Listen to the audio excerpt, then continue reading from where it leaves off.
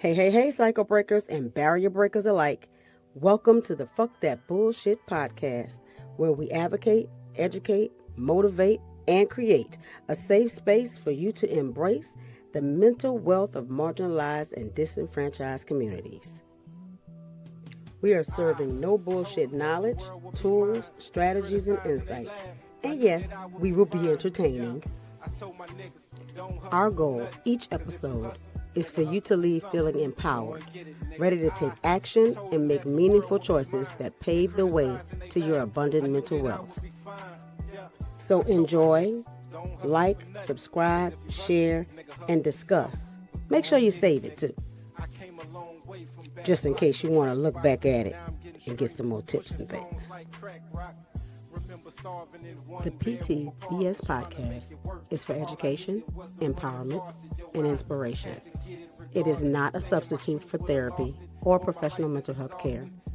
If you're in need of additional support, please reach out to a licensed mental health provider. Warning: the Fuck That Bullshit podcast is intended for mature audiences only.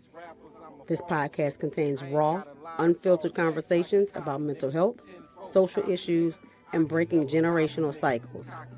We keep it real, unapologetic, and explicit because healing and empowerment require honesty. We're going to have strong language and adult themes, unfiltered discussions on race, identity, and mental wealth, challenging bullshit narratives without censorship. So if you're easily offended, this might not be for you, and it's definitely not for kids. But if you're ready for bold, barrier-breaking conversations that empower, educate, and entertain, tap in and let's fuck that bullshit together. Let's go.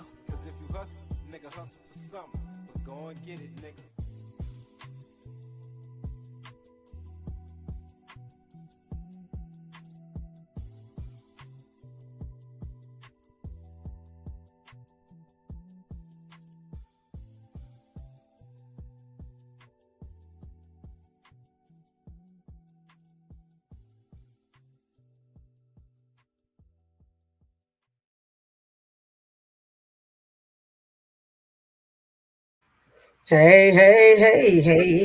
What it is? What it is? And welcome to the PTBS podcast. It's Fuck That Bullshit. That's how we feel about it. Yes. Fuck that. Fuck that. Thank you for my host, Brian G. Money Turner, and Big XXX Sexy XXX Fred in the house. Yeah, what's with all the X's though? What's that about? Hey, join Triple me X. on my OnlyFans. You got You can find out. Hey, I don't want to hear first. Nah. multiple streams of income, people. Gotta get multiple streams, people. That's how you're gonna make it. That's all right. How y'all week been? Week was good. You know, I'm same old, but I can't complain about it, you know. Absolutely. Yeah, it wasn't bad.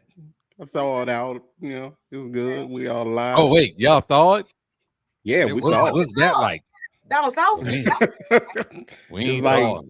you could drive at a regular speed and you ain't got to worry if you're going to crash over the side of the bridge. No sliding, none of that, you know? Yeah. We don't even remember what the sidewalk looked like. Ice. Oh, have mercy. Weather be doing what it do, dog. Yeah, man. Tyrese drove to work, slid into the curve, slid into the neutral ground. Then they called him and told him he ain't had to come to work. Oh, man. Damn.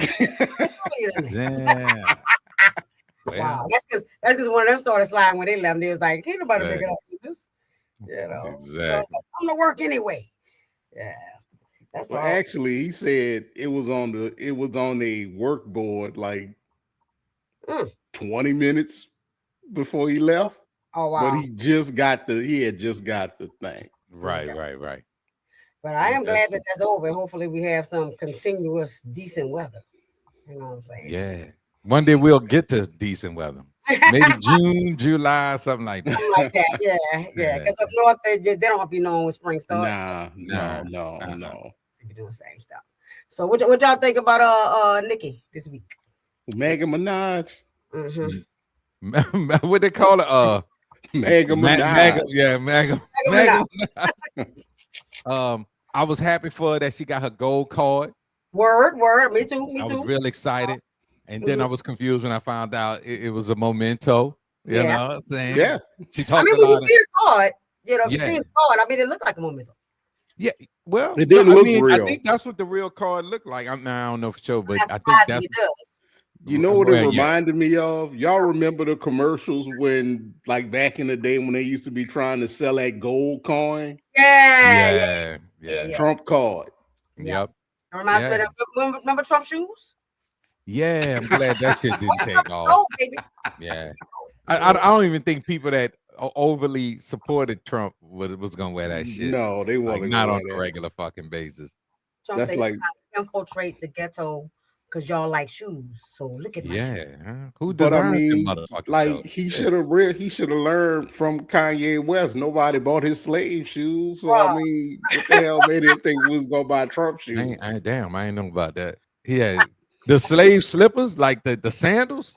He had tennis shoes that had like how the slaves used to be chained when they chain you up by your feet.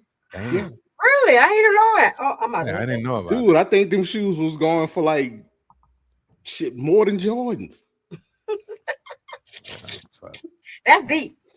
That's deep on a whole metaphoric level. That's Kanye, baby. So Kanye had shoes with like with a chain on them, baby. Jackals. So basically, they was Jordans. All the money Jordan put into the fucking prisons, he got the same fucking shoe. You know what I'm saying? Got the same fucking shoe. The irony. Do y'all know that I have still never in my life bought a brand new pair of Jordans? Yeah, I ain't never bought a pair of Jordans at all. I haven't. That ain't my bag. Shit, I don't even spending that kind of money on them. My thing, but when I do buy tennis shoes, I don't buy Jordans. You know right. Now you know what made me like never, Brian. You remember this was years ago. The dude was sitting on Nickel's step. It was like during the summertime, and them dudes robbed him for his shoes. He had the red and black Jordans. Yeah. That right. They got off the bus and took his shoes. Yep. Wow. And that Jordan Jackson thing was wild, man. That was wild. That was. I do remember. Yeah, it was wild. I was so happy I was wearing Super Pros. I had to knock off Chuck Taylors like a motherfucker, bro. He was like, man, them Super Pros, but I won't get jacked. No. Nobody ever wanted my shoes. Yeah, exactly. And there's a benefit to that. Right. For real. Shit. Like, the only thing, not all stars, but damn it, I still got them. You know right? See?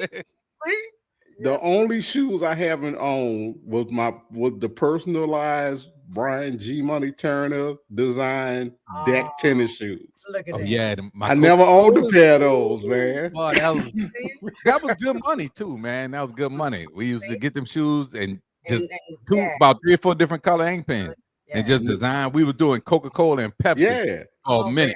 And then people was like, damn, where you get those? I made them. And then it was like, oh, make me some, but I want blah, blah, blah, blah, blah on it. And customized, we would charge them like $5.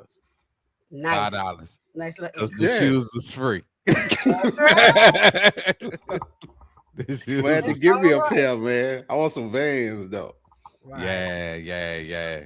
And that's crazy how Vans is the shit now. It wasn't shit. Then. Oh, yeah, they were right. Yeah, and they are the shit now. They very much so are. At all. Brian, you ever did art on the jeans? No, I never did. Yeah, I never did the clothing thing. Yeah, that was hot for a long time too. Yeah. That was good times, y'all. Mm-hmm. Good times. All right, we're gonna move on to our subject for today. We still working on fuck that freedom ain't freedom ain't free bullshit. And this week we talking about sovereignty, which is authority without permission. Our graphic came out good. Mm-hmm. Yeah. I know. I need some serious faces though. Yeah. So we can look gangster. Brother be in a good mood most of the time. Yeah, we do. I'm chilling. I ain't got no problems in jail. I'm the cool dude that's in jail. You know, everybody talks to me. I dig that. So sovereignty, authority without permission. What y'all think of the title? Authority without permission. Authority. I got authority over you.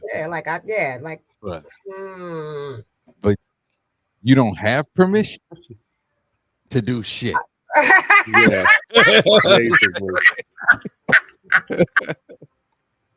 So what gives us authority? Because last time we talked about, what the definition of freedom was. Freedom, so right. Having authority to have freedom, like what that look like? What is? I mean, for real, the thing that make simplifying that right difficult is freedom shouldn't come with stipulations. You're free.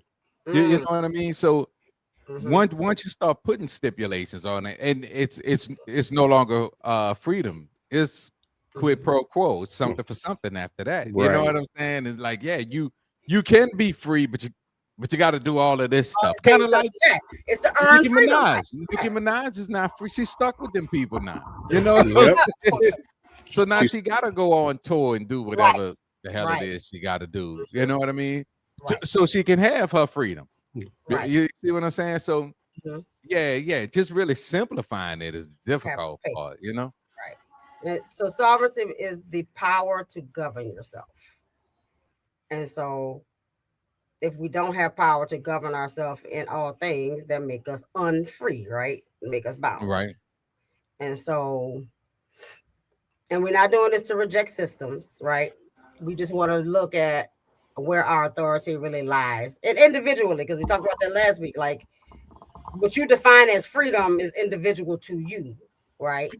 Because there's not really we mentioned it. There's a blanket, right? We could say, like you said, as long as you ain't got to pay for nothing, your freedom is just that.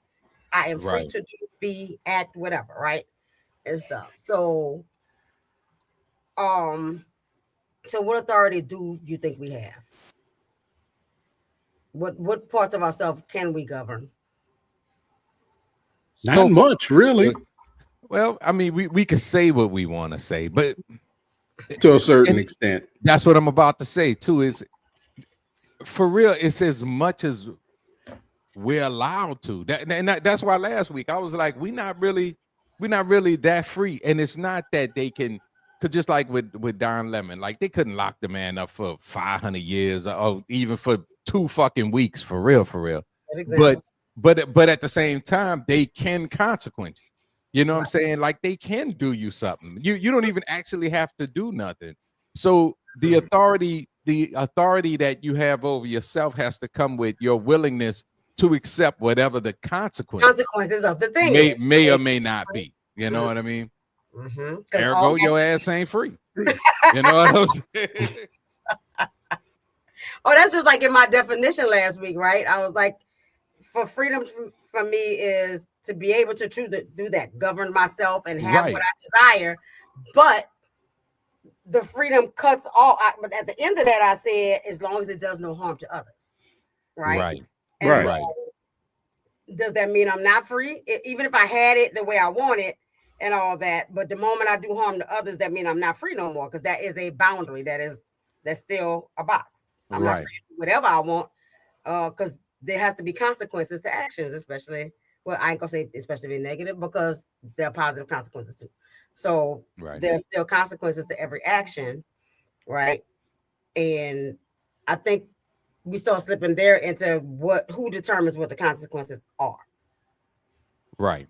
The people with the authority. It's the people who gonna not benefit from what you're saying or from what you're doing or from you being you. You know what I mean? It's like, because again, you can have a whole campaign, save the killer whales, and then the only people that the SEALs will be like, man, it's some bullshit. you gotta shut that shit down, man. Let them motherfuckers die. You know what I'm saying? They're gonna save the whales, right? But what about us? What about us? Exactly. Right? It's like, man, them motherfuckers eat us on a regular fucking basis. You know Fuck orcas, you know what I mean? Right. So and that's just a light example, but you know what I mean, it's like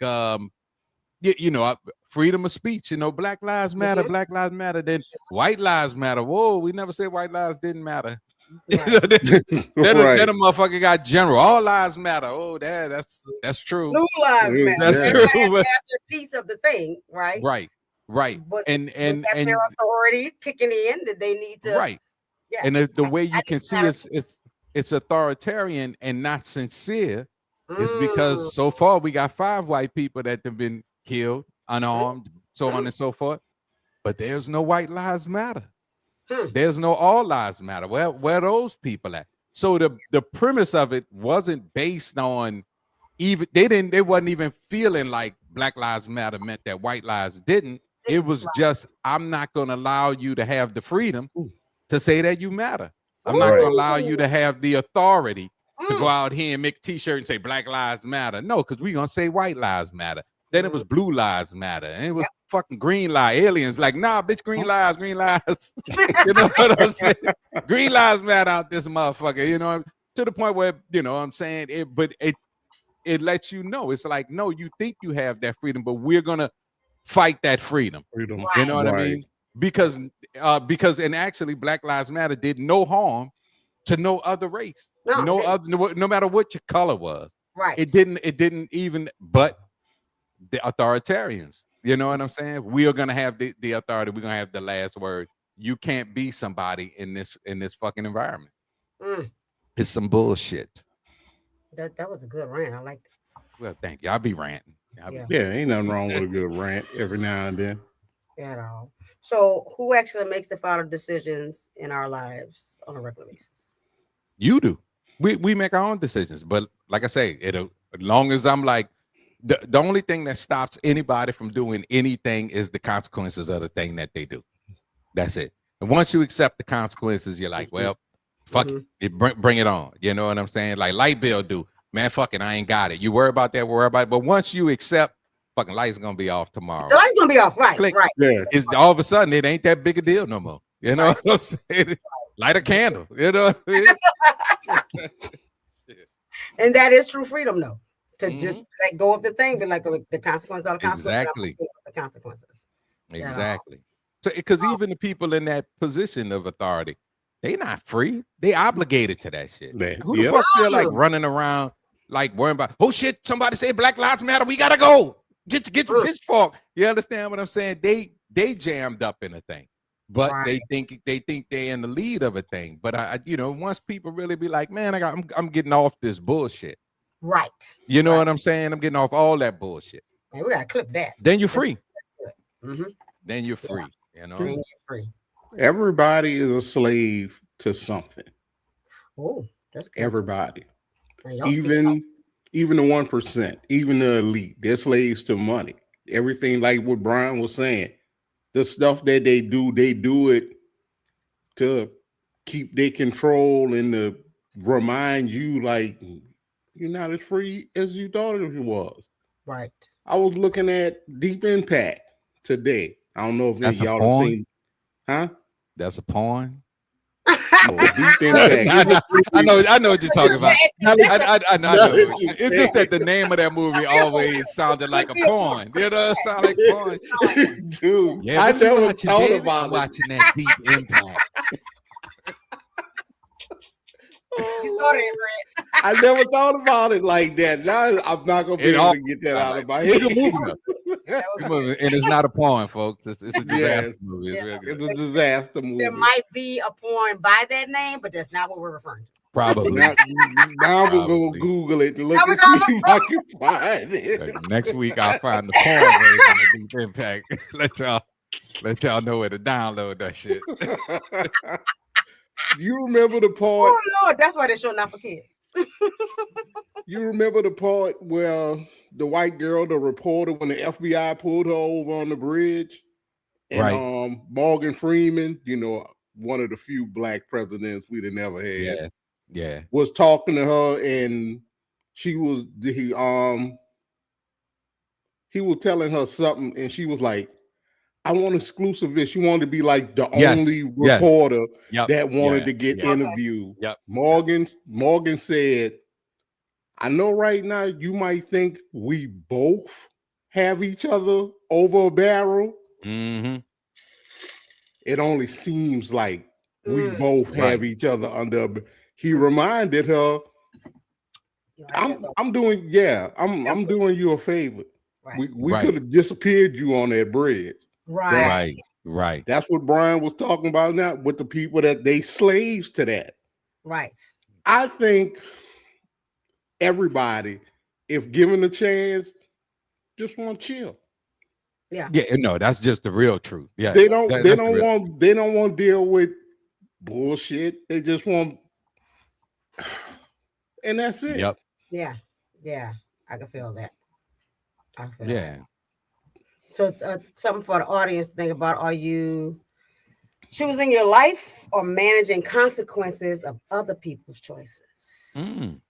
That's a good question. That's a good Y'all question. should hit the comments up immediately and answer Let that. us know what the And answer if you really think about it, you probably are doing a thing based on another thing. You're not really doing what you want to do. Right. Right. You want to watch reruns of Good Time. Right. Right. JJ. Stop. Just stop. No, I know I don't get to. I know I don't get to do what I want to do. I'm either doing what I have to do, right, or worrying about other stuff, like you just said. Yep. To not get in a situation that I can't get my ass out of. Right. Yeah. And I think, like you know, it's so much heavier because there's so little that we can do without some sort of extra consequence, right? Right. We don't have the same. We don't have the same consequences as most, right?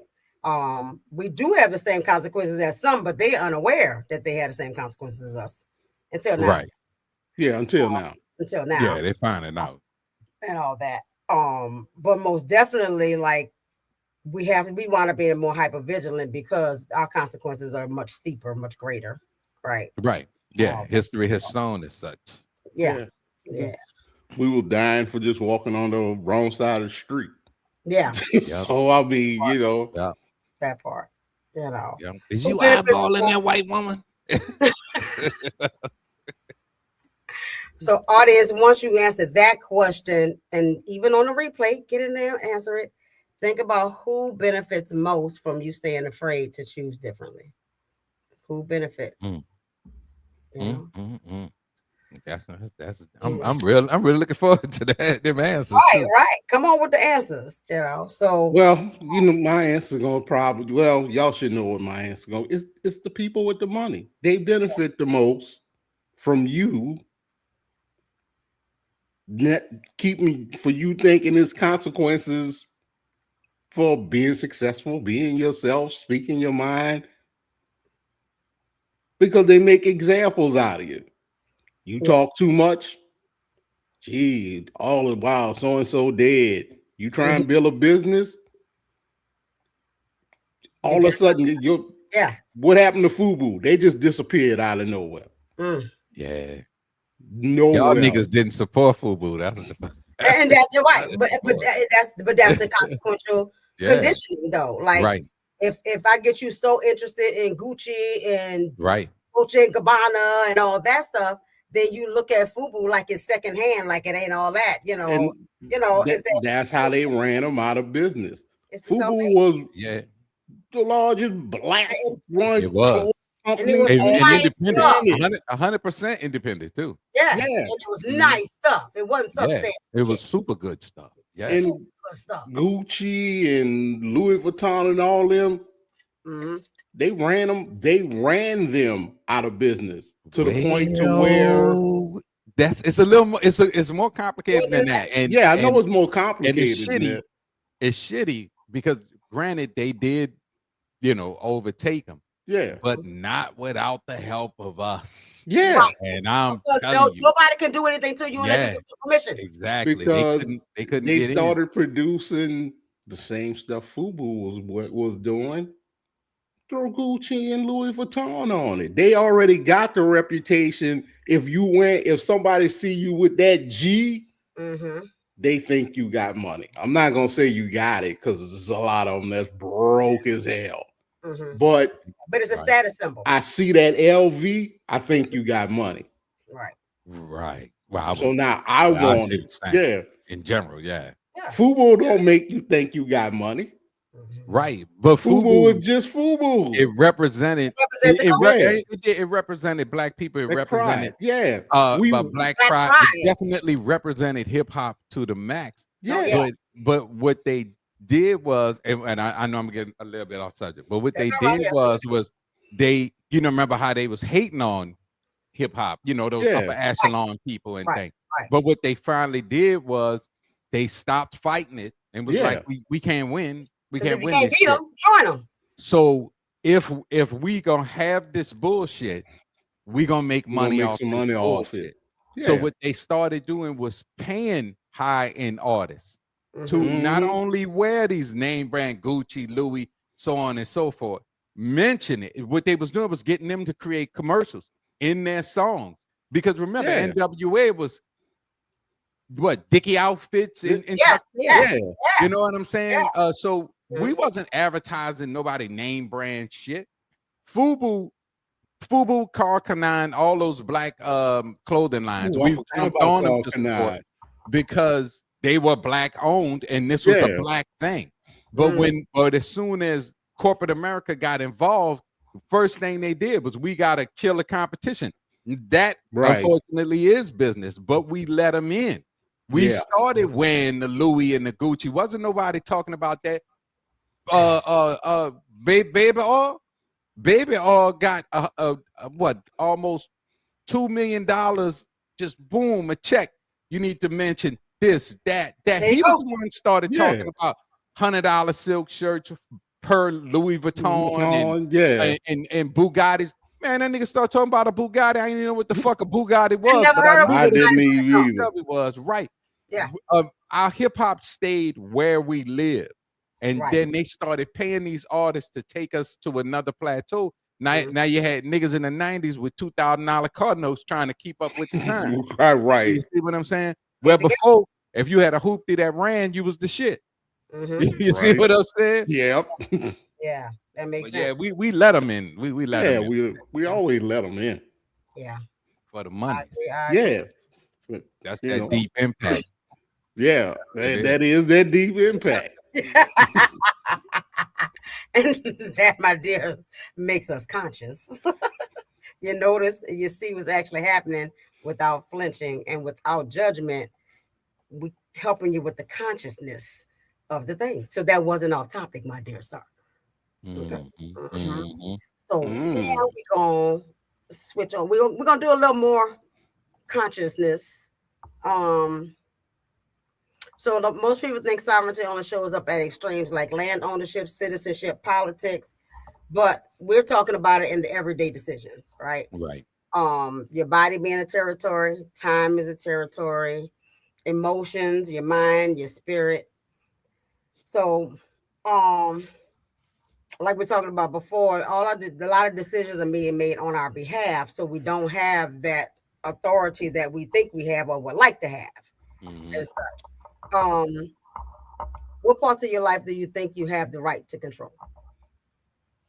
Personal parts. I say personal.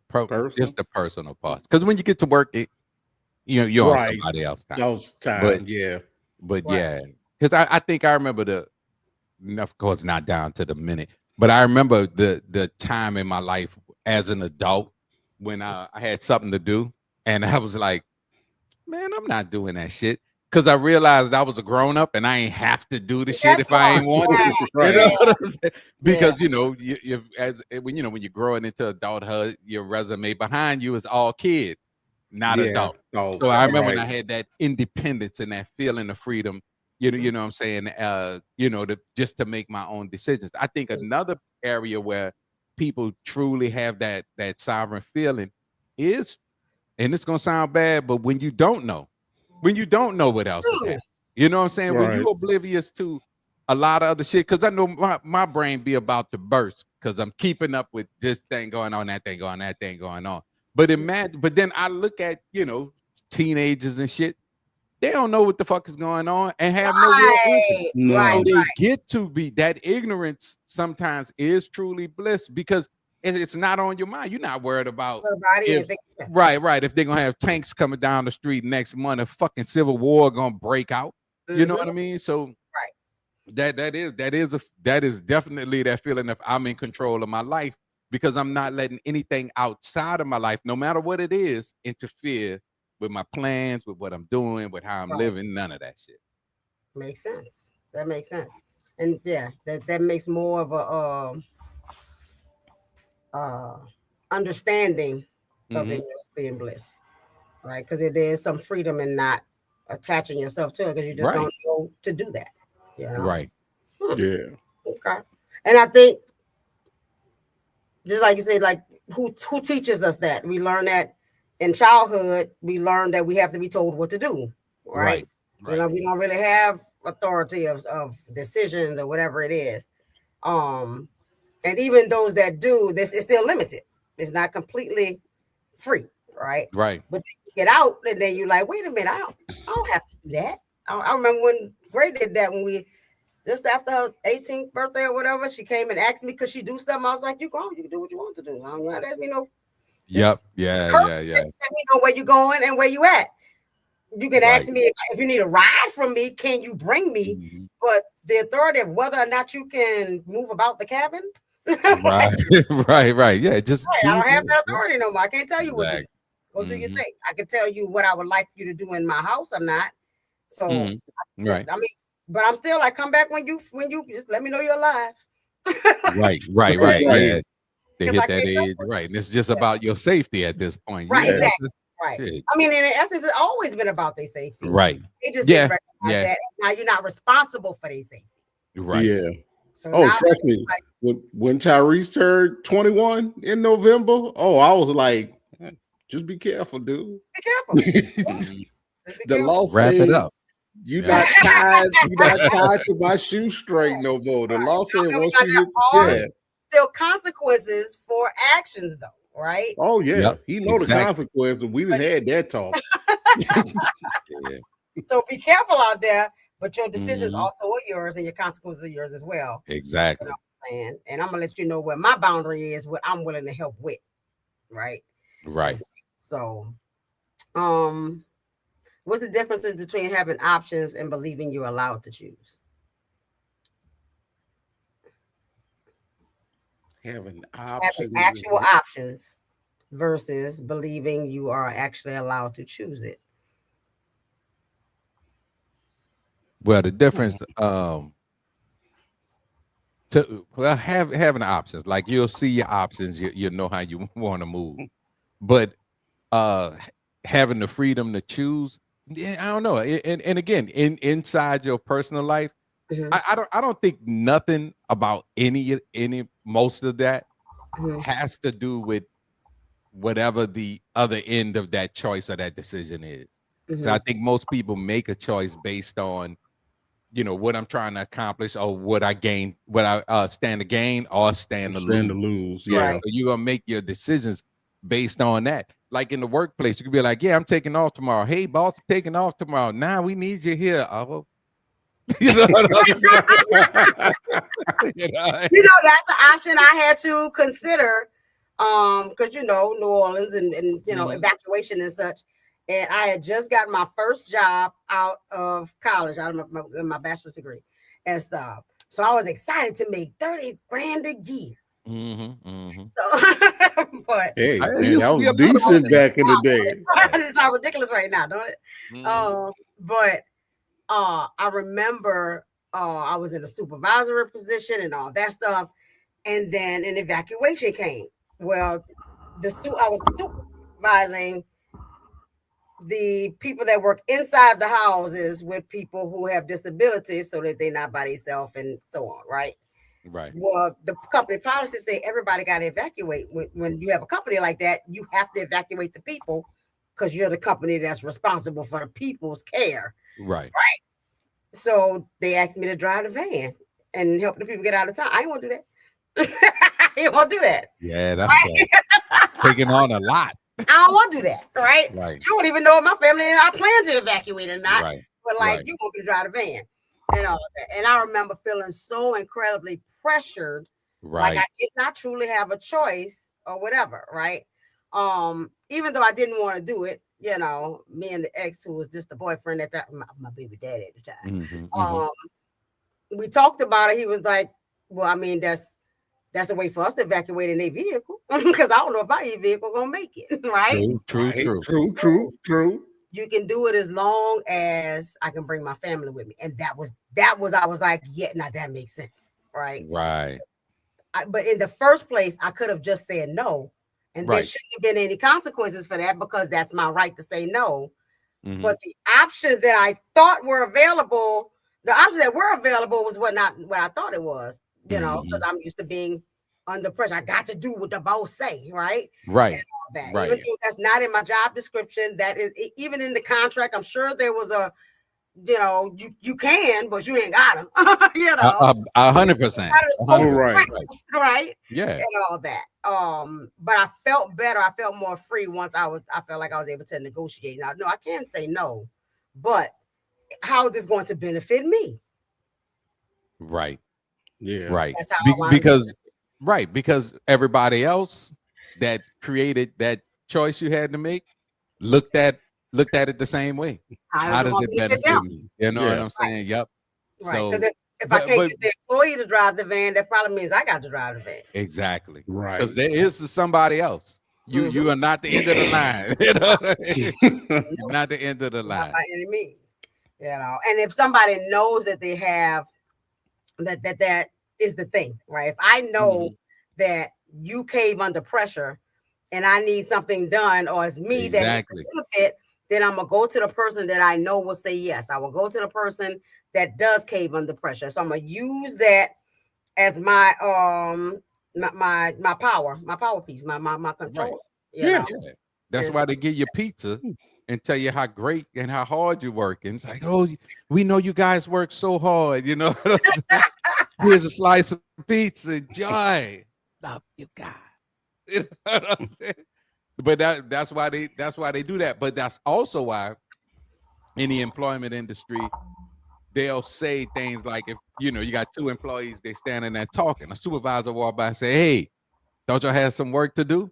Right. So it's like, I'm gonna boost you up, but I'm not gonna ever let you believe you up here. Right. I'm not ever let you believe you're up here. No matter how much, no matter how hard you're working. Somebody said that to me recently. I checked their ass. Like, hey, don't do that shit. Don't do that shit. I said, what you doing over there? I was like, what you doing? You over there doing my work and your work? No, I do my work. So you don't have to come to me and ask me, do I have something to do? Yeah, I got something to do. You must don't have nothing to do. You out here trying to see what I'm doing. You know what I'm saying? Because I don't believe in positions. I believe in people. That's right. You see what I'm saying? So, and that's how they take away your sovereignty. You know what I'm saying? By taking away your authority. You know what I mean? Right. Well, you know, you always right on time, bro, because that's our next space for the awareness piece. And being aware, remember, that's understanding, looking at the pattern recognition and what keeps showing up and why it keeps showing up. And so we're going to understand why it is the way it is and how it keeps repeating. That is exactly the pattern. Yep. Sovereignty starts to get taken away in the authority positions, in the, you know, the patterns that we see in the hierarchies, right? You know, and it shows up. I don't know about everybody else, fam, but I just know about Black people and a few brown people, but it shows up in the authority of parenting, right? And then parents get that authority from work or their parents. And so it's like, what I say, not what I do. It's I tell you what to do. I'm big, you small. I got money, you don't have money. Whatever hierarchy they can make, you know. In some places and spaces, is I'm a man, you a woman. You know, so you know, I'm white, you black. Some creation of authority that somebody is trying to usurp the authority of the people they feel like are less than or beneath them or not equal to in some way, shape, or form. But at the end of the day, we all people. Right. That's what I always say, man. If we can get to the human being part, Well, we'd be all the way live, man. We'd have to talk about something else. Right. We would have to talk about something else. Mm-hmm. Yeah, and we're gonna do this in a few weeks, but one of the movies that I want to look at and talk about has that same, mentality or theme of people will find a way to split themselves because we've just been conditioned to, rather than gathering together as human beings, right? Even within our own cohorts, right? We talk about how Black people don't support Black people and all that. Even within our cohorts, we have been conditioned to find the differences, even though the nature of us is to find the same. Subconsciously, we look for the same because you're comfortable with things and people that look like you, sound like you, or whatever the case may be. Well, okay, let me ask you this, because I kind of disagree with that. Okay, cool. So, as human beings, do you think we're all equal? That is a good question, Fred, because I was going to blindly say yes, but that has extra questions. Dang, we got to clarify that one too, because man, that was good. Because I look at it like this. I get a lot of my stuff. I compare human life to animal life. Right. I do that a lot too. Okay. In a lion pride, people think male lions can't hunt. No, they can hunt. They can hunt just like the lionesses. Right. But his position in that family, in that cohort. The male lion, his job is to protect the pride. He go out there and fight all the rogue lions that's trying to take over. The female lions, they go out and hunt unless it's something too big for them to hunt. They don't hunt buffaloes by themselves. Okay. They take care of the young. And in a lion pride, they're kind of equal, but I hate to use this word, but it's kind of a hierarchy. I don't think it's a hierarchy though. Not as much as a hierarchy. Like it's not because hierarchy. That's the word I was looking for. You, right? Yeah. And all that. Because that's how when we talk about like the 50-50 thing and and partnership and all that. And the problem with patriarchy is it's built in hierarchy, right? Yeah. When it should be like, what is your position? Let's agree to what the positions of both of us are going to be. I'm not less than because I wash dishes and you go to work, right? Right. So that dude, like, no, that's 50-50. It is. You paying for the bills, and the agreement is that she take care of the household stuff. That's 100, bro. Like both of y'all 100% of the time. 100% of the time, right? And all that. But it's not about money or making money being the hierarchical thing or whatever. That's just the role. Right. This is the role that I choose to play or I play in this relationship or in this thing. And in the lion pride, his role is to protect the pride. Her role already built in is to hunt. Can he hunt? Yes. And if necessary, he will. All right. But as long as all other things are equal, he gonna stay in his position. You know what I mean? So I don't think it's necessarily also the male lion's job to run all of his sons out of the pride. Unless that son, and if they don't want to leave, if they don't want to leave, he'll kill them. Because he got to protect him. And it's nothing that the female lion can do. She got to sit back and just let it happen. Because animals wild as shit. They are. But it keeps order and stability. Right. You can't have another male. I can relate this to my life. Okay. I had a house full of boys. Brian can relate. Eventually, not all of them. One of them gonna try you. One of them gonna challenge you. That's Lil Fred. Lil Fred was the one that wanted to challenge me. I'm like, okay, fine. Let's take it to the backyard. He started walking out the door first, and I snuck him. And it wasn't because I couldn't beat him. Oh, I was in my prime at that time. I could have killed him if I wanted to. It was to show the rest of them, don't challenge me. Don't challenge me. This is what's gonna happen to you. Damn. If you challenge me, this was gonna happen. Right. Well, I feel that. Damn, Fred hit him with the deep impact. Oh, that was deep. That was deep. Oh, it was deep. Deep. That'll be the running joke for the night. You know, and hey, after that, you know, hey, he learned his position, and we went played Madden on the PS2. Yeah. Right. But that I know we're all people, but I don't think we're all equal. Everybody wants it to be equal. If we were all equal, it would never work. Okay, I can feel that. Right. Yeah. You know what? I can see because if like everybody wanted to be hierarchical though. No, it doesn't. The hierarchy thing came in when people wanted to be better than trying to hold the next person down. That makes sense. It's just like the slave masters. At one point, poor white people and poor black people knew who was oppressing them, the rich white people. Because like I always say, rich white people not racist. They don't like poor black people. They don't like poor Mexicans. They don't like poor. All they care about is money. That's it. That's it. Racism is a tool to get them what they need.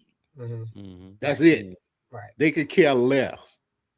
If Brian was a billionaire, they'd accept him with open arms. He got money. Yep. He can help them get to where they want to get to. Right, I'd be a Christmas Avenger on y'all. They don't like us at all. Like, you know. No, they're the exception. The Christmas Avengers. That's why it was just them. Right.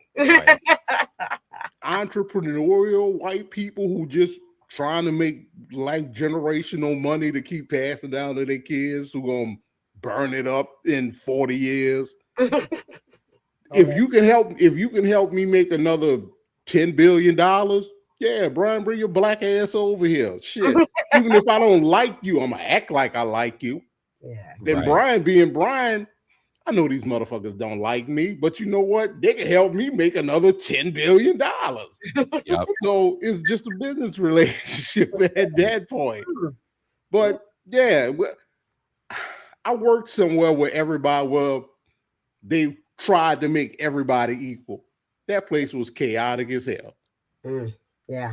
Because somebody has to be in charge to make the decision. Yeah, I mean that's a ridiculous thought to even try to have everybody on the same position, because if just every black man in the world was like, my big dream is I want to be a big time actor like Denzel Washington, and then we all made it. Right. Who the fuck is watching our movies? You know what I'm saying? It's like, man, all the ladies watch our movies. Yeah, because all the black men are big time actors like Denzel Washington. You know what I'm saying? So there's nothing. So at that point, if all of us had, the same superpower, right, and all the same super strength, there's nothing to aspire to. You know what I'm saying? There's nothing to climb. There's no change. It's like they offered me a opportunity for a supervisor position. I was like, oh no, I don't want that shit. I was like, I said, I'm good as a senior worker. And it was like, oh, but it's a supervisor position. And people was like, the money. I said, nah, I don't really chase the money. I did that once. That wasn't a good idea at all. I was like, I said, but that's not for everybody. That's not for everybody. It's like, I like being where the people at. Right. You know what I'm saying? Because I can do more for the people here than I can do there. Because it may be a higher position, but it comes with more restraints. Right. Exactly. And I don't play the game well, so I'm you come at me crazy. That's you. All you telling me is this is how we talk to each other. So I'm gonna start talking to your ass the same way. Exactly. And I'm having that like with people that I know will make great therapists, and they know they will make great therapists, right? And they're like, yeah, but like I don't want to go through all the changes that it takes to become a therapist. Right. And I'm like, see, you have therapist skill. That don't mean you have to be a therapist, because the license that I carry is restrictive. Right. I can only do certain things, say certain things in certain environments. I mean, that's why the whole disclaimer at the beginning, because I have an LPC, but I'm not an LPC in this position, right? Right. You know, I'm not doing any treatment, right? And stuff like that. I can give out some sound information, psychoeducation. I could do that here, but I'm not your therapist, so don't go out acting like, oh, Chanel on that show, she said such and such, and she licensed, so therefore, no, you better find yourself a therapist, get in services, right? Right. Because people will mix those things up. So that also goes to, again, positioning. You know, as a podcast host, I'm filling one particular role with the information that I have as a therapist, but I'm not in a therapist position right now. Right. So you're right. Like it, and I didn't think about that even as a portrayal of saying just be human, right? Because just be human is just be human, but no, we are different. Right. That makes any of us better than right. Yeah. And that's the key thing. Nobody's better. Everybody's just different. That's it. Exactly. That's all that shit is, man. You know.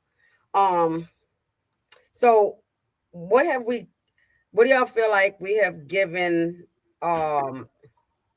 silent, almost like silent permission or unconscious permission for releasing our sovereignty, our authority of self? What if and one simple and tactical thing, tangible thing comes to mind is privacy. That we've given permission to have privacy. Yep. Yeah. And that's a good one too, because every damn thing you do is like giving us permission to look through your shit. Yeah, I just want the app. You know what I'm saying? Or in some cases they force you. Like you can't get the app. Yeah, you can't get past it. You can't get past it. You can't. So that was a great one. Yeah, we give up our privacy all the time. And everybody, they watching us. You told them they could. Yep. Exactly. You can't sign on to none of this stuff without releasing their permission, right? Yep. And that goes back to the last thing we was talking about, like, what are the options? Like, you're like, well, you don't have to, which means you don't have to use your phone, and you ain't got to download the app, and no, you can't do your podcast, and you know what I'm saying? Like, so you can't use our stuff if you don't give permission. That's the consequence. So do I really have options? If I want to do stuff, if I want to do things, right? Right. So in truth, you really don't have an option. Again, it's that feeling of choice. Yeah. But what is the outcome of your decision? You know what I mean? Like, damn, I can't even check my bank account because I won't give him permission to look through my shit. You know what I'm saying? So isn't that something? Yeah, and I think about one other thing, and I think we've teased about this before, that a fence around a neighborhood is the illusion of safety. Right. If somebody get in their fence, they can get in their fence. Right? Exactly. It's not trying to keep people out, it's trying to keep your nigga ass in. You know what I'm saying? You know, so you have a choice, but like, and in those neighborhoods or in the apartment complexes with fences, which I've always tried to figure out, is that the gate always broke anyway. Always. Yeah, always. But we lived in an apartment complex. They had a nice gate. Gate was always broke. Like when you come through the main thing, it was the gate right there. And they advertised it as a gated community. But then the whole road, there's no gate. So on this side, it's just a gate at the entrance. So it's like you can walk in anytime, you just can't drive in when you feel like I was like, I think they took the gate down because I'm like, this is pointless and shit. You know what I'm saying? That's funny. Hey, I lived in a gated community with a guard. But if anybody just walked through the little gate on the side that you didn't need like a card or nothing, you just turn the knob and open it. They didn't come out there and stop nobody. Right. You know what stopped him from stopping people? Minimum wage. That's how I'm about to stop Exactly. Exactly. You paying me to be here. You're not paying me to interact. You ain't paying me for confrontations. He'll stop a car because the car he had to lift the gate for them to go through. But you come walking through the gate, he'll wave back. I'll be like, I'll be waving too. Like walking people are threats, just like car people are. Like everybody can pose a threat, you know. But ain't nobody getting paid for that. I just was teasing with Gray a little bit ago. She got a Amazon package, and you know how you get a package and it's mostly paper and your item is, but you got to box that big. Yeah, like this. I just know they can just go get a. I said they don't pay the people enough to go run around finding a box that fits your stuff. Exactly. When I just with paper. I was just like, yeah, it's quicker ball this paper. Throw it in his box. I'm telling you, put them iPods in the box this fucking big. They're like, what did I order? Oh, damn, it's down here in the corner. You know, who do you feel you have to be grateful to, even when it costs you? Or do you feel like you have to be grateful for anybody? Yeah, I don't. Yeah, no. Yeah. Because I think that's the control tactic because they do that shit, like, you know, because y'all doing better now. You should be thankful. I mean, I've heard people say that. I'm thankful for my ancestors who paved the way. Right. Like, right. You like this, like we earned this first of all and stuff, and we shouldn't have had to, but we did and stuff. And like, and what are you doing? Right. You're doing that, you know. No, people like, oh, you should be grateful you had a job. No, they needed somebody. It's transactional. Yeah, it is. I'm trading my time for money. Shit. Because I remember one time, Melissa had a supervisor. They had like a little Christmas gathering thing, and she was introducing me to people and shit. And not this job. I was at an old job, and she was like, you know, she introduced me to a supervisor, and you know, she was always getting off late because they was doing shit late. So I was like, he was like, hey man, how you doing? I said, hey, so you the dude be keeping my wife here 2 hours after it's time for her to get off. And he was like, he said, hey, but I'm putting money in your pocket. I said, man, you don't put no damn money in my fucking pocket. Bro, I went off on that dude. I said, you don't put no money in my pocket. You know what I'm saying? I was like, I said, man, don't say that.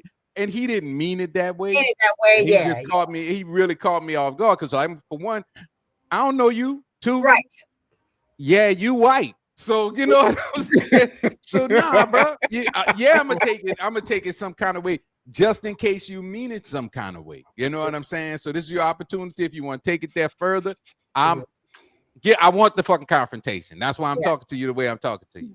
But but it's that. I'm above you shit. It's bullshit. Man. Right. It's bullshit. I'm above you and you should be thankful. Yeah. You should thank you gotta like, she get home late, but you gotta appreciate what I'm doing. Nigga, you ain't doing shit. You ain't taking a dime out your fucking wallet, putting it in my fucking house. Yeah.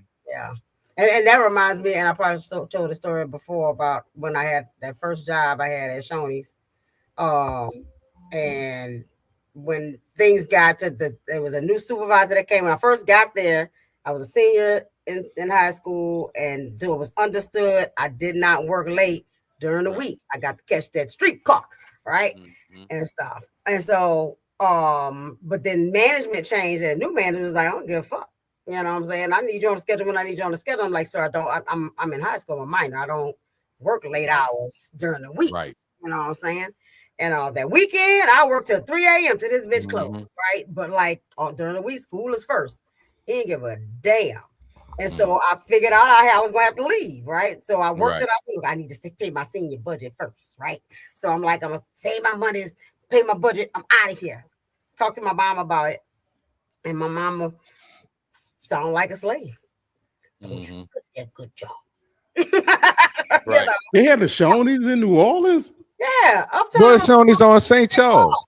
Yeah, when you said you had to catch the streetcar, I knew exactly which one he's talking about. Yep. Okay, I didn't hang that far uptown that much.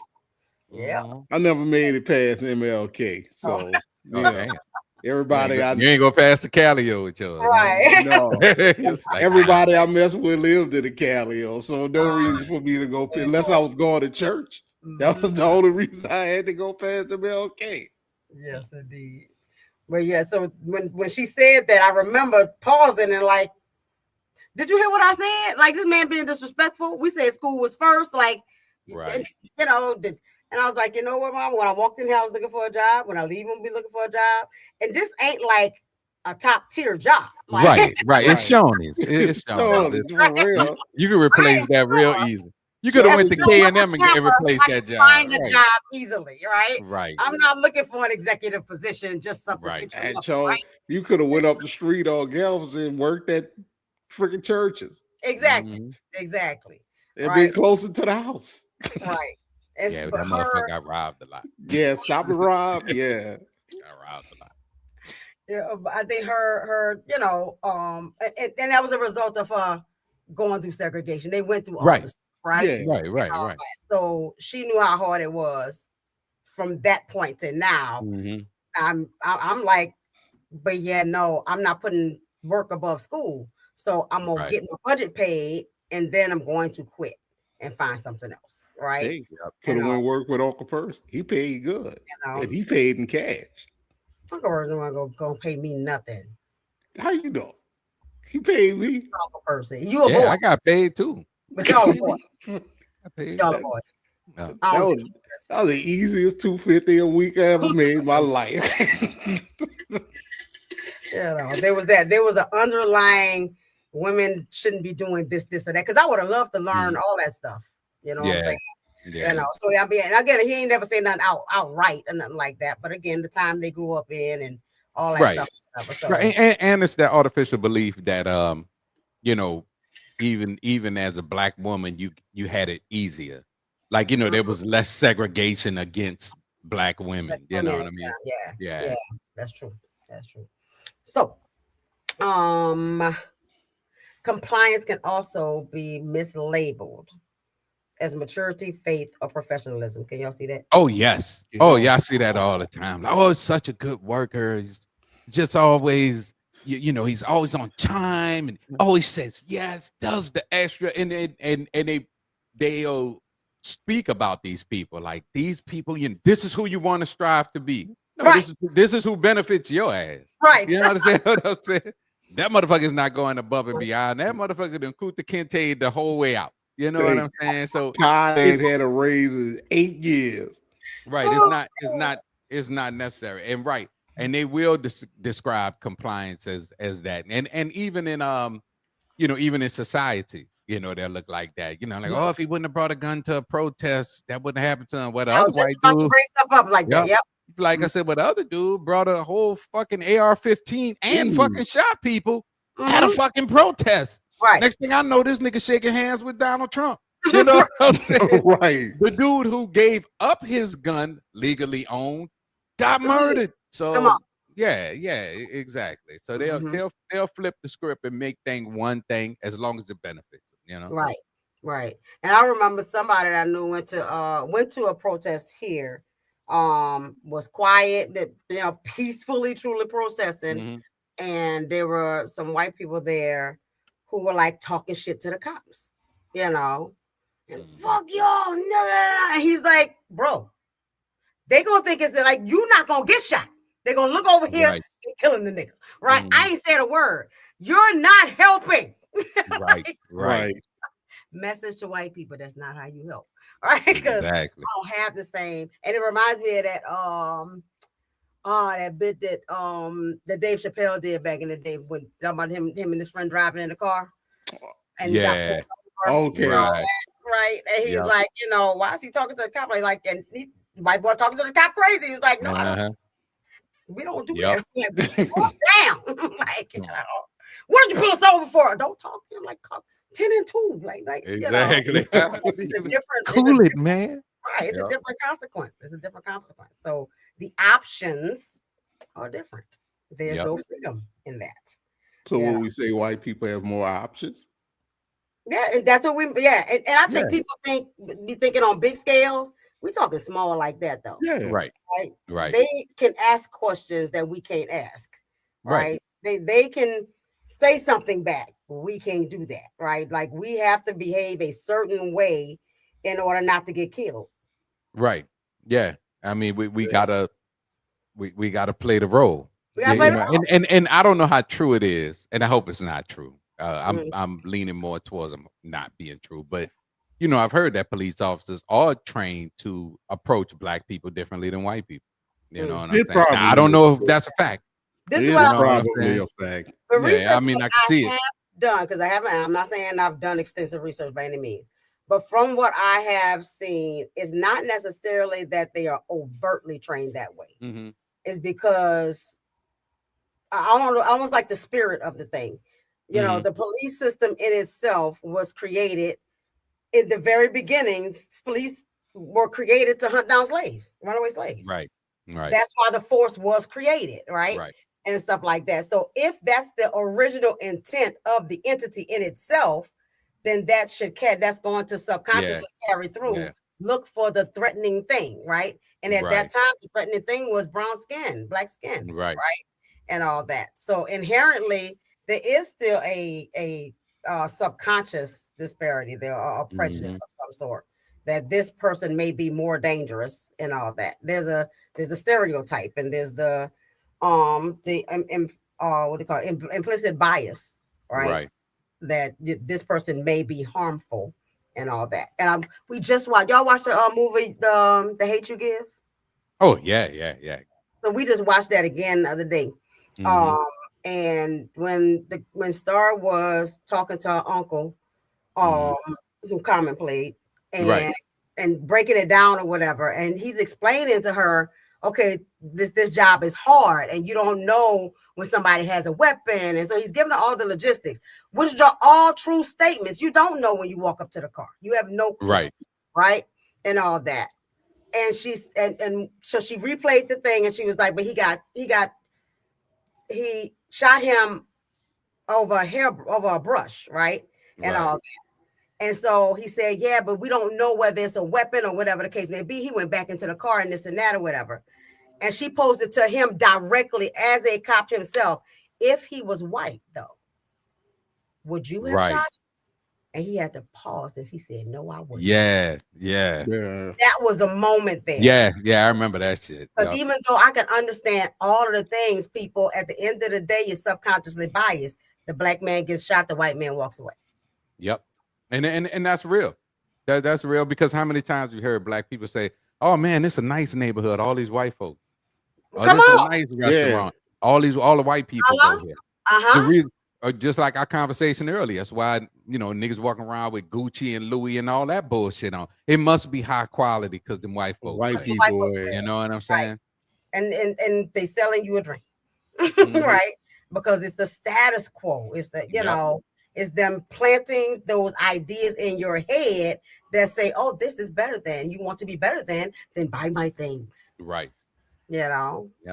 Oh, but if it's black owned, then it's like, it must be shady. I wonder if these people exactly. It gotta be right. It either gotta be cheap quality or they overpricing it. And I don't understand that, because motherfuckers are paying $90 for a polo t-shirt. And then if somebody's selling a fucking Tribe Called Quest Can I Kick It t-shirt, and it's a black owned business and they charging $50, I'm like, I'm not paying $50 for no fucking t-shirt. But that's how they get us. That's how they get us. Yep. That's how they get us. So we're gonna move on to our next section, which is being prepared. Get ready. Now you know what you know. Now we're gonna look at what we need to look at to be prepared for whatever unfolds. Let's talk about governing yourself in real time, because preparation is practice for when things do whatever they do, right? Right. If you what they say, if you stay ready, you ain't got to get ready. Right. What we talked a little bit about this already, but like, what limitations do we have with regard to our own authority, and how do we gain the authority that we don't have, and is it necessary? I don't think it's necessary to try and gain, because we don't know what authority we don't have. So somebody show us what authority we don't have, because everybody's, and I can say everybody now, is under the impression that they have complete authority over what they do. Right. But because most of these people don't want to look at the consequences of that. Right. Ooh, When no, you can something you sent me before. Go ahead. I'm gonna get to you in a minute. When you can accept when I do stuff like, okay, like if I'm like, okay, I got this bill to pay. The car note due on the 15th. Mm-hmm. I don't get paid till the 30th. Mm-hmm. But it's gonna be late on the 25th. Right. So I can either see what I can do to try and pay it before the 25th, so it don't go 30 days over and fuck up my credit. Right. Or I can say, fuck it, I get paid on the 30th. It's just gonna be 5 days overdue. Right. And I'm gonna just have a nick on my credit. Once you can accept the consequences, right. Then that's the freedom. Yeah. I mean, it's the same way when you see somebody kill somebody and then they sit on the curb and wait for the cops. Yeah. That's a person who weighed the consequences, said, fuck it, this motherfucker gotta go, do what he did, and he accepted the consequences. I'm not gonna run it hot. I'm gonna sit there and I'm gonna wait for the man, and I did what I did. Right. But yeah, no, I don't. Like I said, we don't know unless you've had somebody take away your options. You don't know that you don't have like you have a complete authority over everything you do. Those two unfortunate people that got killed up in Minnesota, they thought they had authority over everything in their life. That's why that lady stopped, parked. Her old lady was talking shit to ICE. She was talking shit to ICE. She tried to leave. They said, oh, you tried to run me over, even though you didn't. They took away her authority to just drive off and talk shit. Right. And now those are supposed to be free things, right? And not talk shit and drive away. Yeah, they can talk shit and drive away. Now everybody in Minnesota know, hey, yeah, you white, but you don't have that authority to talk shit to us and drive away. Oh boy, nurse, he trying to help a lady that just got pepper sprayed. Right. You as white people, and Chanel, you live in Texas with me.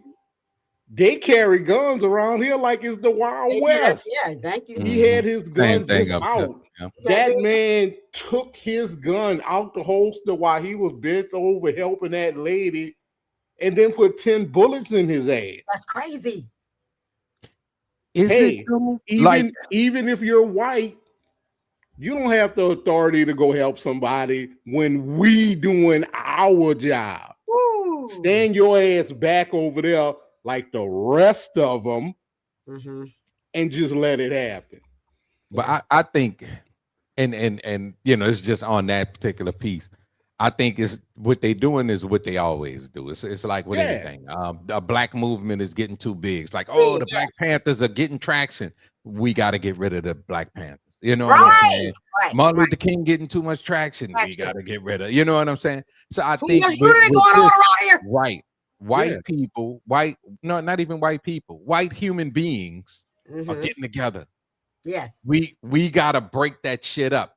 Because what they do know about white people in general, and it's all people in general, but they know particularly for white people, they ain't sacrifice. They don't have a history of sacrifice in their life for what they believe in. And I'm not knocking, the people. I'm just talking about historical fact on a protest standpoint. It's not, they are not accustomed to being the ones protesting and then dying for it. Right. Yeah, you know what I'm saying? So I think some of that shit was that shock value. And it really was like 5 white people so far that think that shit. So But I think they was hoping that would be the shock value. Make a whoa, I'm not going out there. But it backfired. And it backfired because they feel like they have freedom. But But you're threatening my freedom now. You threatening it makes sense though, because they've literally, controlled the environment by reassuring white people that you're not black. Yeah. No matter what the fuck is going on with you, you're not one of them.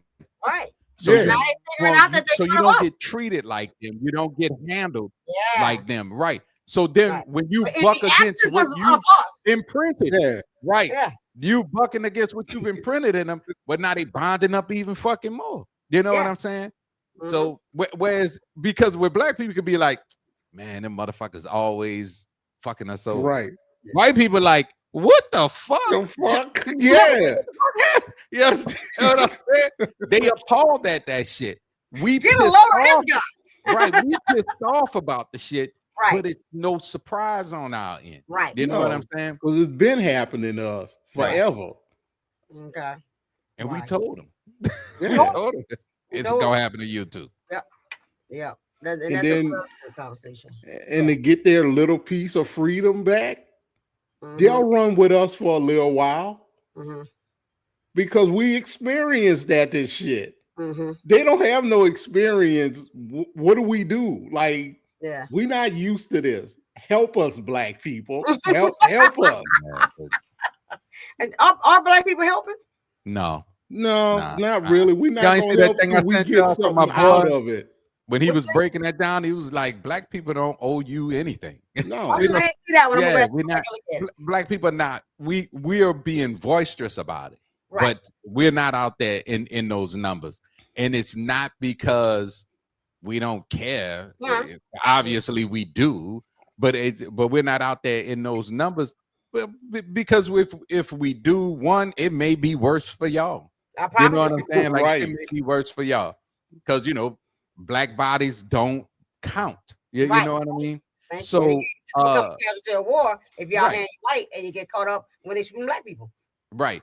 And the bottom line, the real deal truth is when Black Lives Matter, out of all those people out there, there was a large portion of them saying white lives matter, blue lives matter, black lives don't matter.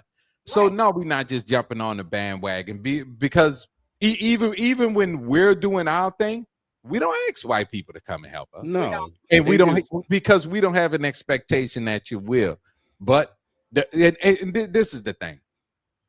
It's like you can do all of that and they'll call you a nigga. Like nothing's going on, nigger. And then we get out there, we get out there, we do all that shit. But as soon as shit gets straight, we'll be niggas again. You know what I'm saying? We'll be niggas again. So it's like I say, it's not intentional, and I don't think it's not purpose. We don't care. We care because we're speaking out heavy on it. Absolutely. You know what I'm saying?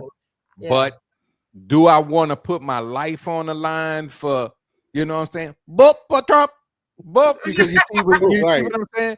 Yeah. So your people, because it's funny because I was saying to somebody at work, I was like, I said, you know who I haven't heard from at all with all this shit? A Hispanic leadership at all. Like nothing. Like there's no outrage. I'm like, there has to be a Hispanic congressman, governor, constable. You know what I'm saying? Right. Somewhere. But no, you really only hearing from black people and white people. That's it. That's it. I think with just this generation, especially this generation, they looking for what's in this for me. If I jump in here and help you, what's in this for me? What are we getting out of this?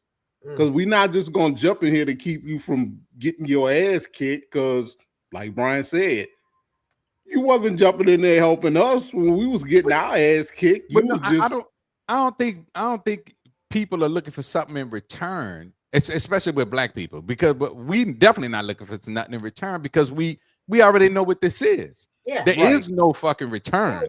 It's just like, maybe a few years of not getting fucked with as much. Yeah. That's the fucking return. You know what I mean? We don't expect any change if we still protesting the same shit that we've always protested. So, we don't expect change. We just hope we're getting a little closer to a fresh idea or better. When I say what's in it for us, even this generation, people say, "Oh, the young black people, this generation don't know nothing." They got too much access to information, and they access way too much of it to not know what happened in the past. Yeah, and they know whatever they do is not gonna be permanent. It ain't gonna be no permanent change.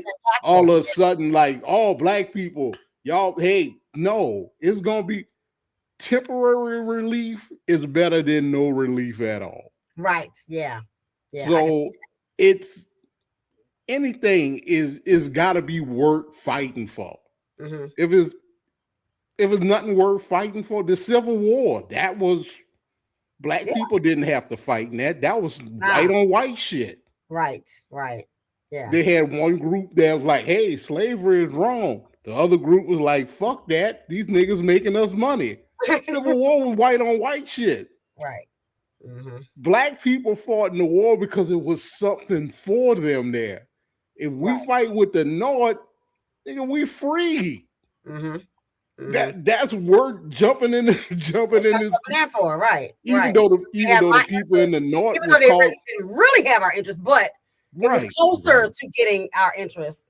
Yeah, right. You know, because the people in Philadelphia was calling them niggas just like the people in Georgia was calling them niggas. But if we help these motherfuckers, we ain't got to deal with these motherfuckers. Right. You know. And then Texas just left stayed slaves for another extra 2 years too. So well, Texas is a motherfucker, huh? Texas say, yeah, y'all, we know y'all free, but we ain't telling y'all shit. Just keep it quiet, man. Keep it quiet. I wonder what nigga broke the news and got down here and be like, y'all's free. Somebody from I used to know the story of Juneteenth. It came down from the North. Yeah, it made it to Texas, and then it was like, "What y'all doing? Y'all free? What the fuck? Nigga, what you lying? Nigga, you lying?" It's like, wait, how long we been free?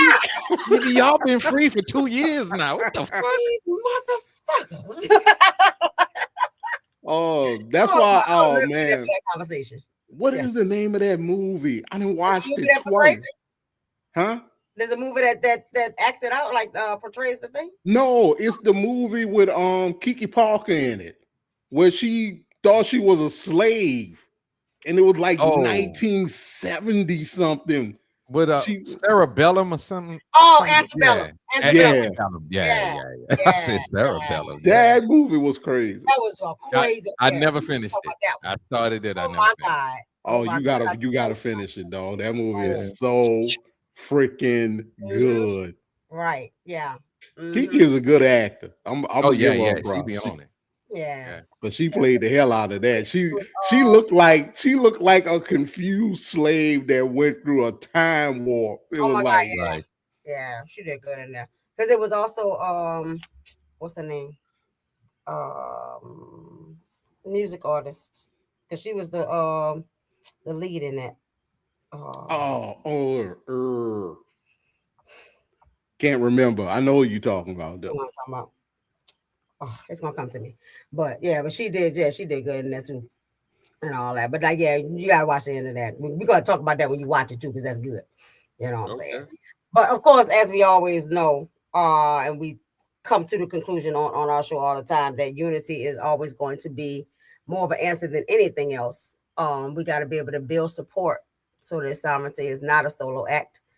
We are still trying to gain sovereignty in all of our decision and governing our full selves and such. So if you had to make a decision without asking anyone, could you do it? That's for the audience. Like, y'all, if you had to make any decision without asking anybody at all, could you do it? That will let you know how much sovereignty you really have.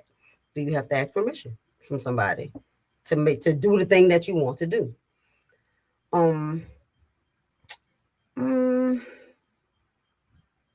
Who do you trust?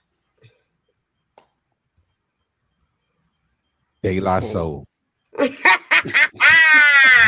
Me, myself, and I. Yes. Beautiful musical reference. Yes. Yes. Because that's the only thing we truly got authority over. That's why sovereignty, I think, begins and ends in its fullness is just us. You know, I can have control over my body.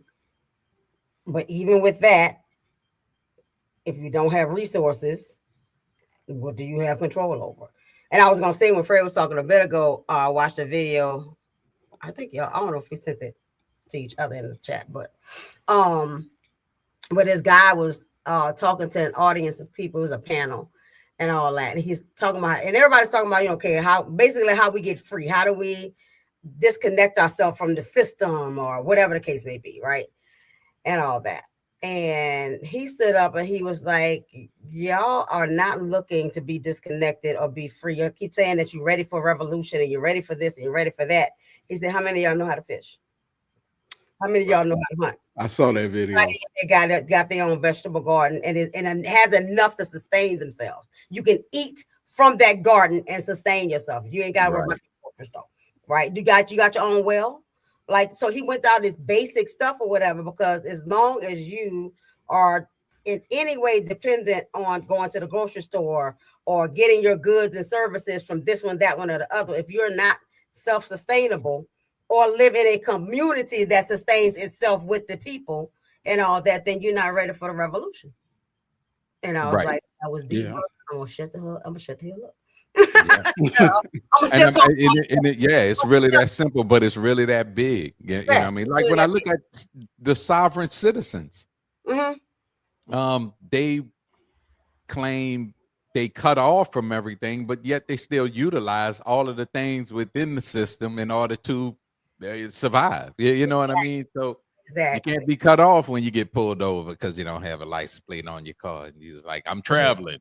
No, right. You're driving an unlicensed vehicle, you know. Exactly. So all of it set up to intertwine between the systems and all that. And do we believe these systems need to collapse? And much of them, yeah, absolutely. But understand what that really means and what that really truly looks like, right?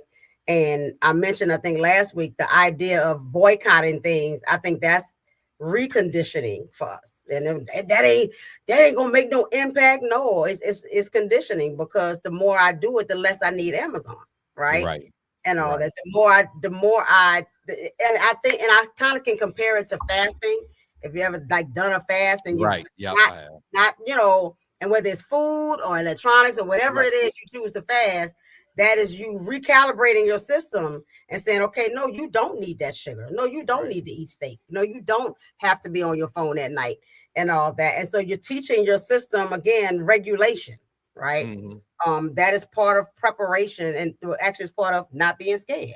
Right. On to the next one. Like, we ain't never scared, right? You got to regulate your system and know what to do, right? That's a part of this game, is knowing what we're going to do, but not being afraid to step out there and do it. The stuff is scary. We ain't gonna lie about none of that, right? When he said that statement, I was like, shit, okay. So I started doing gardening, but I ain't mastered this shit by any means, right? I didn't grow a baby bell pepper and a baby watermelon that got stolen by a damn squirrel.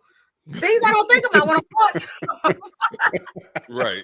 Damn, you got jacked by a squirrel. I got jacked by a fucking squirrel, right? And all that. Or when I'm doing the gardening stuff, because again, I just started doing it a couple of years ago, and all that. I grew the potato. No, I grew a tomato, 2 baby tomatoes. They get big because I didn't know what I'm doing yet. I was just excited that I bore fruit, right?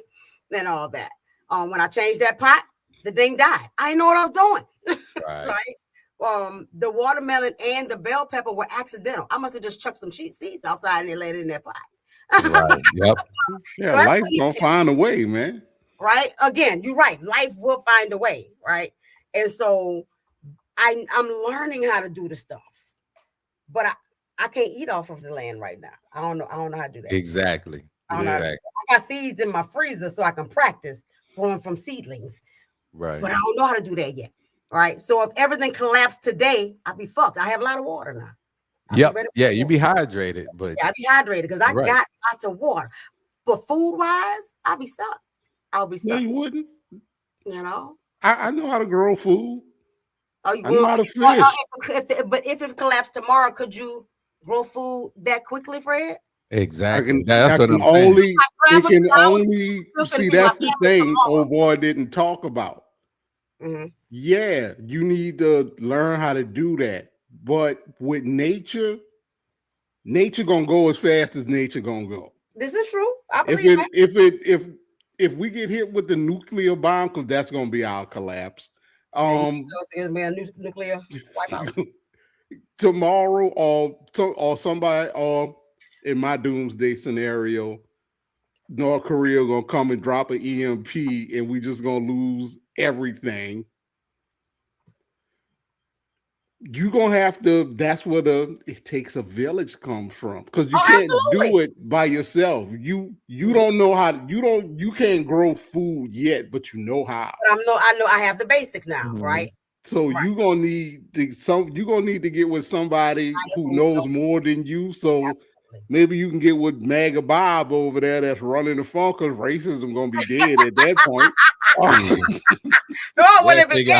They'll figure out a way to still have the problem. You know, it's gonna all be tribal at that point. MAGA ain't gonna be like they got eggplants over there, but they're darker, okay? And I don't eat dark eggplant. No, then your ass gonna starve to that. All right, you stay over there. And that stuff it's got to start now. Like the crazy white people that tried to go start their own town. Mm-hmm. That was a bunch of motherfuckers. None of them knew what they was doing. Mm-hmm. Because if I'm like, okay, you know what, I'm going to start my own Wakanda. Mm-hmm. I'm going to find people that know how to do this. Right, you have to find all people, right. And then we gonna build a community. We gonna build a village. You can't just gather a bunch of motherfuckers and say, "Oh, we don't want to be around no black people, so let's go start a town." Right, but that's because it wasn't built on community. It was built on hatred. So that it was doomed to fail. You know I mean, they all had something in common. I done watched enough episodes of fucking Walking Dead to, you know what I'm saying? Like, and the reason why Rick's group was successful is because Rick's group was a family. You know what I'm saying? So it wasn't about, nobody was trying to be over the other person. Everybody played their role, you know, to the T. You know what I'm saying? Right. Yeah, I think people would eventually learn how to do shit generation. You have a lot of people that'll fall off, but because for real, you give me a stick and some string and a fucking safety pin, I'm gonna eat. Exactly. You gotta pass that stuff down, right? To keep learning it. And the problem with America, which is why when North Korea dropped the EMP, half of America's going to die, is because we don't build nothing no more. Everything, we depend on everybody else to do everything. To do we used to build cars, make steel, farm. We used to do all of that. We don't do none of it now. Right. I mean, that's why they came and snatched Africans to begin with, because we it's American. That's the American way. But I think as far as like shutting down of everything, I think majority of people would struggle more all over the world, like no matter where it is, because everybody's codependent on their laptops, their computers, their phones, and so on and so forth. Like people go outside and just walk in a wooded area and be like, wow, look, it's nature. It's like you're across the street from your house in an abandoned field and shit. But it's really like that. It's like, I mean, because people brag more about going to Dubai than they do about going to a park. You know what I'm saying? Right. So people are living, people are really living like this shit ain't never gonna change. You know what I'm saying? Yeah. So I don't think nobody would be fully ready for it. People have a bunch of fucking guns and a bunch of fucking bullets. Yeah. And you know what I'm saying? Maybe shoot a random deer, but won't nobody know how to fucking cook it. Right. You know what I'm saying? Won't nobody know how to cook it. And then all of those, rich, well-to-do people would seek out those poor people who had to make a way out that of know nowhere. how to do it, because Gen X Bob over in freaking Melissa, Texas over here, he know how to shoot, skin, right. Mm-hmm. clean up, and cook a whole deer. He can do all that. All of it. Right. He don't run around with them rifles in the back of his truck for nothing. Nothing, right. He's not trying to shoot. But I think the most resilient people that would survive something like that would be the people who had less. And that's when knowing more about how to make it, how to get by, comes right in handy. If you use people feeding you every day, you're not gonna know how to eat. You know what I'm saying? If I know how to cook my own fucking meals, then I'm pretty sure I know it. And I'm in VA, and I know exactly where to go. I know exactly where to go if a situation like that happens. I mean, I'm not gonna sit up here and lie. If we lost all electrical power and everything, I would freak out for a hot minute. But then I would be like, well, wait a minute. But then you'll go back. Yeah. I know what to do. You would at the point when you have accepted what happened. You see what I'm saying? Like once when you find out what happened, this shit for real. Then you'll go into action mode. The panic would more so be from, man, when the fucking lights coming back on. Right. You know what I'm saying? Rolling back, how long these fucking lights gonna be on? You know? Right. Yeah. Because you know when they say, well, damn, how we gonna get the so and so house? Wait a minute. I used to drive across country with a fucking paper map. Thank you. Give me that goddamn map right there. People going to get your atlases and things too, because I still got mine. Yeah, got mine. You know, and I mean, and that's crazy, because I remember we drove from Memphis. We first moved up here. We drove from Memphis to Virginia with my little booklet map. It was fancy as shit. But wasn't nobody even thinking about no fucking. Asked me about that a few weeks ago. It was like, I say, y'all realize it's just like how y'all got around with no navigation. Well, first of all, we learned the city that we lived in. First we had to go. And but as far as traveling the highways, there were paper maps, right? Before you left, you mapped out your route and know where you was gonna go. And you paid attention to the street signs and when you're supposed to get off or turn left in St. Louis, and you know. And it's even easier when you got a passenger. You know what I'm saying? Because the passenger know that was the first. That was the first ways. The person in the passenger seat turn left in 2 miles. You're coming up on the city now, okay? You ain't lying. Pilot and the navigator. We was Top Gun before Top Gun. Exactly. You know what I'm saying? And stuff. So know that we absolutely can survive whatever we need to survive. And I keep reminding people, the Great Depression and the Harlem Renaissance happened at the same time. You know what I'm saying? Hey, Bonnie. What's up? What's happening? Bonnie listening. So remembering that we are resilient, right? And that we can survive the things. And we know how to build community once we start getting over ourselves, right? Right. Some of us do have to get over ourselves and all that, and all this clout and the authority that you think you have and all that good stuff. Yeah, because in my apocalypse, clout ain't gonna mean shit. Right. He's just gonna be another human being, as Brian likes to say. That's it. Apocalypse is gonna have a deep impact on the people that's involved in that apocalypse, man. Absolutely. You know, so of course, like we're gonna always say community is much of our answers and stuff like that. We hope that the rest of the community feels it and start gathering together and all that. Gustavo's Negos. I'm gonna have to make us a sound bite. I know. Yes. Yeah.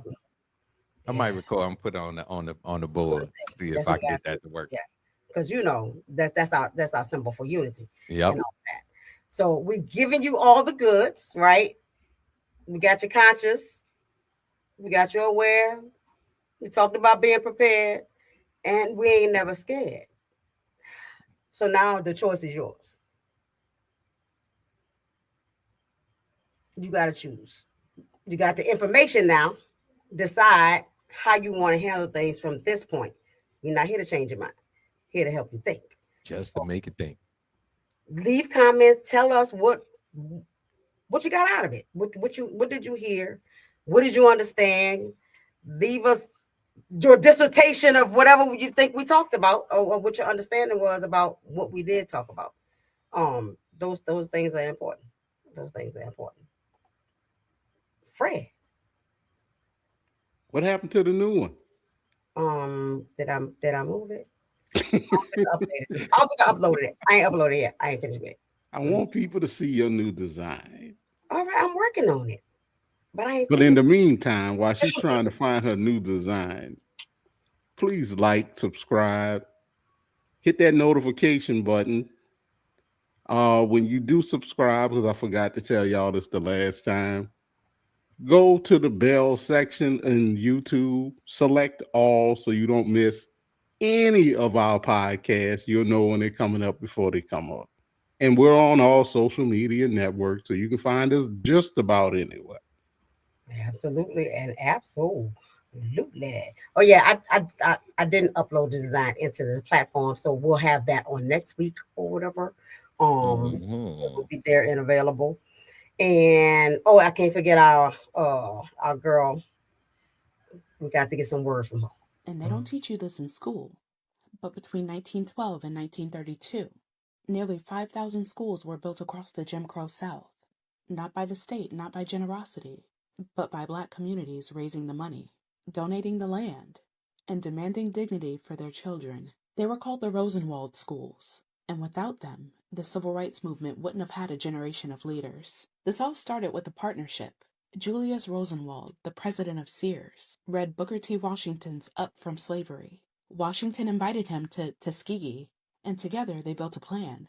Match Rosenwald's money with local Black contributions, land, cash, labor, and force white schools to chip in too.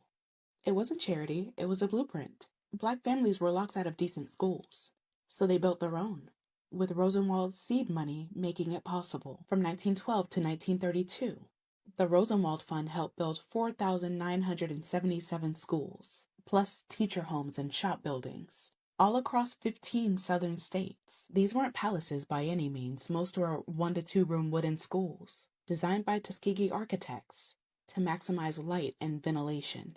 No frills, just chalkboards, desks, and teachers who cared. By 1928, 1 in 3 Black children in the Jim Crow South attended a Rosenwald school. 1 in 3. Think about that, right? Entire generations, lawyers, farmers, ministers, organizers, got their start in these rooms. They weren't just schools, they were community hubs, PTA meetings, literacy classes, voter education workshops. The state refused to invest, so Black parents sold land, held fundraisers, passed the hat at church. They invested in their children when the country refused to do so. And the kids who learned in those schools, they became the very people who dismantled Jim Crow. Medgar Evers, Maya Angelou, John Lewis, leaders who carried the movement on their backs. So here's the part that cuts deep. When desegregation came, many Rosenwald schools were abandoned, consolidated, or bulldozed. Today, only a fraction survive. Some are churches and some just sit crumbling in fields. But the legacy is undeniable. Those schools prove what Black self-determination could actually do, even in the teeth of segregation. They're why the civil rights movement had the teachers, the organizers, and the intellectuals that it needed. The Rosenwald schools weren't a footnote. They were a revolution in wood and nails, built by people who refused to let racism dictate their children's future. So the next time somebody says that Black people don't care about education, tell them about Rosenwald. Tell them that nearly 5,000 schools stood because we built them ourselves. And tell them that those classrooms lit the fuse that changed America.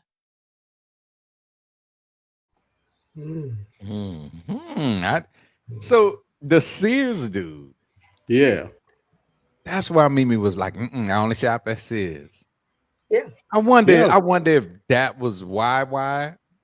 I hope not. I hope so, but I hope not. The reason why I hope not, because again, share this information. Right. You know what I'm saying?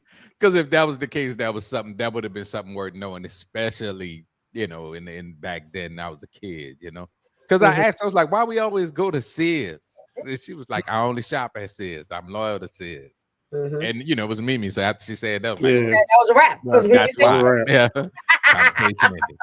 A lot of black people was like that. Oh yeah. When I worked in collections, they had a 60-some-odd-year lady paid her old Sears bills off because she said she was loyal to Sears. Yeah. But I think Sears is one of the first companies that gave black people credit. Yeah, I think that. Yeah. Ain't that so? Mm-hmm. That's what's up. Yep.